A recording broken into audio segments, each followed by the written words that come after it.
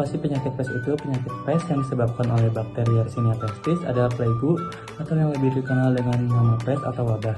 Ini adalah penyakit infeksius yang serius dan biasanya menimbulkan gejala yang parah. Yersinia pestis dapat ditularkan kepada manusia melalui gigitan kutu atau tikus yang terinfeksi, atau melalui kontak dengan cairan tubuh atau jaringan hewan yang terinfeksi.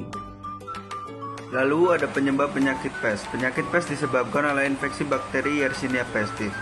Bakteri ini juga menginfeksi banyak jenis hewan seperti tikus, kelinci, tupai, kucing, dan anjing liar. Seseorang dapat terinfeksi bakteri Yersinia pestis melalui beberapa cara berikut. Yang pertama ada gigitan atau cakaran dari hewan yang terinfeksi. Yang kedua ada gigitan kutu yang sebelumnya meminum darah hewan terinfeksi. Lalu yang ketiga ada kontak langsung dengan darah hewan yang terinfeksi, terutama jika ada luka terbuka di kulit.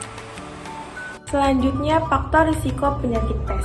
Ada beberapa kondisi yang dapat meningkatkan risiko seseorang terjadi atau terkena penyakit pes, yaitu yang pertama, tinggal di daerah padat, memiliki sanitasi yang buruk, atau banyak populasi hewan pengerat. Yang kedua, berpergian ke area yang banyak terjadi infeksi pes. Dan yang ketiga, melakukan kontak dengan hewan yang mati atau hewan yang sakit.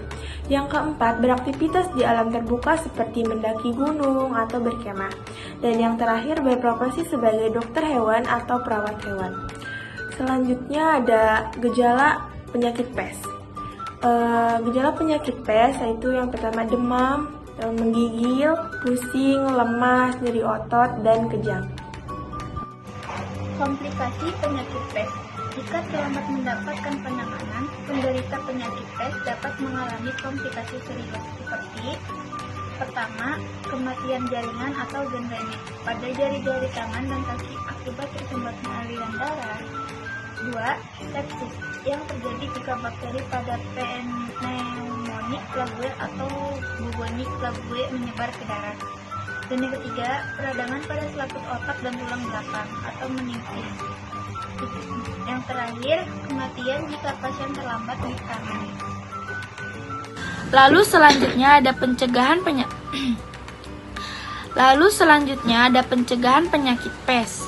Ada beberapa upaya yang dapat dilakukan untuk mencegah terjadinya penyakit pes, yaitu yang pertama, memastikan hewan peliharaan terbebas dari kutu. Yang kedua, membersihkan area rumah yang berpotensi menjadi sarang hewan pengerat.